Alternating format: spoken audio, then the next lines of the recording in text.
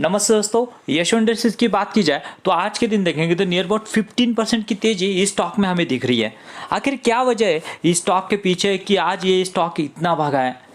क्या चेंजेस ऐसे major changes हुए हैं इस कंपनी में कि इस वजह से ये स्टॉक ने अपना ऑल टाइम हाई यहाँ पे टच किया हुआ है? और यहाँ पे मैनेजमेंट की भी क्या राय है? फिलहाल ही मैनेजमेंट का इंटरव्यू हुआ था, ये सब इस वीडियो में जानेंगे। सो बने रहिए हमारे साथ अंत तक, क्योंकि अगर आप इसमें इन्वेस्टर है या फिर इन्वेस्ट करने का सोच रहे तो बहुत बड़े की फैक्टर आपको इस वीडियो में मिलने वाले हैं। जी हाँ दोस्तों, चलिए स्टार्ट करते हैं। दोस्तों इसके चार्ट की बात की जाए ना तो बहुत ही इंटरेस्टिंग है, क्योंकि आज के दिन है उसने 2112 का ऑल टाइम हाई लगाया है।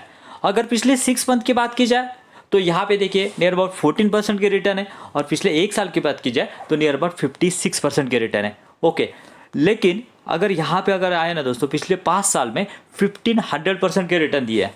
और यहाँ पे अगर हम देखेंगे तो यहाँ पे इसने कितने का यह हाई किया था? 1965 का हाई किया था। कब? 2022 में, यानी नियर अबाउट 2 ईयर्स अगो। और यहाँ पे देखेंगे तो सिमिलर है, यहाँ पे हमें देखने को मिलता है 1962 का। यानी ये दोनों भी हाई हमें यहाँ पे ब्रेकआउट होते हुए दिख रहे हैं। यानी ये दोनों भी जो हाई थे उनको ब्रेकआउट करके स्टॉक ये अभी ऊपर निकल चुका है। तो हम समझ सकते हैं कि इसमें बहुत बड़ा ब्रेकआउट आया। तो ब्रेकआउट की वजह क्या है कि इस तरह से इस स्टॉक ने जूम आउट दिखा है। अगर देखेंगे तो बहुत दिन से यहाँ पे इसी दायरे में ये स्टॉक जो वो ट्रेड कर रहा था, यानी नियर अबाउट 2 ईयर से इसी दायरे में ट्रेड कर रहा था। आखिर कौन सी वजह है इसके पीछे, चलिए जानते हैं। दोस्तों इसके बिजनेस की बात की जाए ना तो ये बेसिकली 2 बिजनेस है इसके। एक है कंज्यूमर डिवीजन और दूसरा है इंडस्ट्रियल डिवीजन।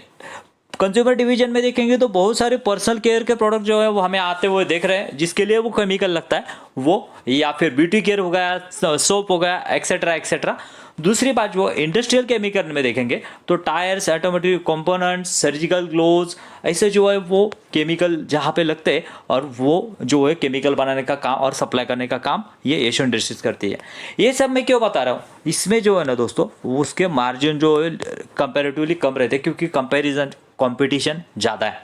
दूसरी बात दोस्तों, इसमें मार्जिन है ना दोस्तों, इसके मार्जिन जो है वो हाई रहते हैं। उसी वजह से कंपनी जो है वो इसी बिजनेस पे फोकस करना चाह रही है, इंडस्ट्रियल डिवीजन पे। उसी वजह से उन्होंने कैपेक्स भी लाया। कौन सा है, चलिए देखते हैं। दोस्तों यशो इंडस्ट्रीज में जो ब्रेकआउट आया उसकी एक वजह, इंपॉर्टेंट वजह यह है। क्या है? कैपेक्स। कौन सा? ग्रीनफील्ड प्रोजेक्ट फखनगंज गुजरात में उन्होंने एक प्रोजेक्ट डाला है या फिर प्लांट डाला है, उसके बारे में बात करेंगे। एस्टिमेटेड कॉस्ट जो है उसकी कितनी है? 400 करोड़ है फेज 1 में। उसके बाद में टारगेट प्रोजेक्ट जो है वो नियर अबाउट 20% का मार्जिन लेके चलने वाले हैं। इंडस्ट्रियल केमिकल जैसे मैंने अभी बताया ना, जो है इसमें मार्जिन जो है हायर मार्जिन है, यानी कंपनी जो है वो लोअर मार्जिन से हायर मार्जिन की तरफ जा रहे हैं, यानी कंपनी का नेट प्रॉफिट बढ़ेगा, उसके साथ साथ स्टॉक प्राइस भी बढ़ेगा। दूसरी बात दोस्तों, टाइमलाइन क्या बताया? Q1 2025 तक इसकी प्रोडक्शन जो है वो शुरू होने के आसार है। अभी अभी कौन कॉल हुआ कुछ दिन पहले, और उन्होंने मैनेजमेंट के इंटरव्यू में उन्होंने यही बताया कि Q1 2025 में इनके ट्रायल्स ऑलरेडी स्टार्ट हुए और प्रोडक्शन वो स्टार्ट हो जाएगा। रेवेन्यू कितना जनरेट होगा देखिए दोस्तों, 550 से 600 करोड़ का रेवेन्यू यहाँ से जनरेट होने वाला है। यानी सोचिए, अगर कोई कंपनी 400 करोड़ का कैपेक्स ला रही है और यहाँ पे उससे कितना है, नियर अबाउट 500 to 600 करोड़ का यहाँ पे रेवेन्यू जनरेट होने वाला है। This is a very good sign. और क्या बोल रहे हैं, अरे उन्होंने जो फंडिंग कैसे उठाई, या फिर ये प्लांट जो है वो तैयार करने के लिए क्या क्या किया? Near about 269 crore from the bank loan and 131 crore from the internal acquires.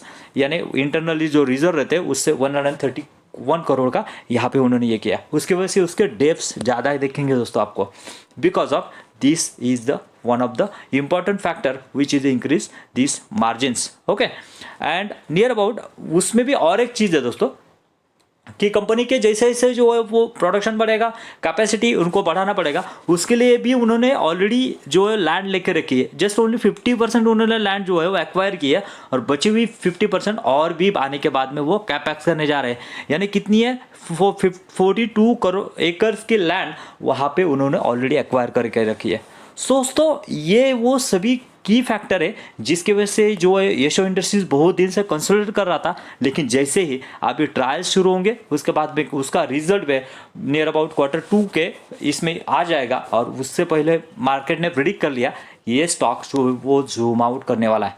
दोस्तों मार्जिन की बात कीजिए ना, ऑलरेडी कंपनी ने मार्जिन जो अपने बढ़ाए हुए देखते हैं। लेकिन दोस्तों आगे बढ़ने से पहले अगर आपको वीडियो अच्छा लग रहा है तो वीडियो को लाइक और चैनल को सब्सक्राइब करना मत भूलिए, क्योंकि यशो इंडस्ट्रीज को मैं रेगुलरली फॉलो करता हूँ और उसके बारे में अपडेट कंटिन्यूसली इस चैनल पे लाता रहता हूँ, क्योंकि ये स्टॉक मेरे पोर्टफोलियो में भी है। जी हाँ दोस्तों, अगर मार्जिन की बात की जाए ना तो देखिए दोस्तों यहाँ पे प्रॉफिट मार्जिन जो है वो 2015 से कैसे चेंजेस हुआ है। इनिशियली 2015 में जस्ट ओनली यहाँ पे 9% हमें मार्जिन देखेंगे, लेकिन धीरे धीरे ये नियर अबाउट 17% तक मार्जिन लेके आई है कंपनी। और कंपनी के जो प्रोमोटर है उन्होंने बताया कि हमारे जो जैसे कि हमने देखा इंडस्ट्रियल जो है रबर केमिकल उसमें अभी फोकस करने जा रहे हैं और कैपेक्स भी उसी की वजह से, और नियर अबाउट 20% के मार्जिन हम इसमें लाने की संभावना है।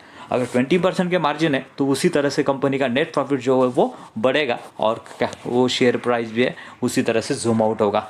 सो दोस्तों मैं इसको बहुत बड़े टारगेट के साथ लेके जा रहा हूँ, नियर अबाउट 10x का टारगेट मैं इस स्टॉक में ले रहा हूँ। सो उसी वजह से मैं इस स्टॉक को देख रहा हूँ। सो ज़रूर स्टडी कीजिए, अपनी राय फिर बनाइए, फिर मिलेंगे नए वीडियो में। थैंक यू वेरी मच, जय हिंद।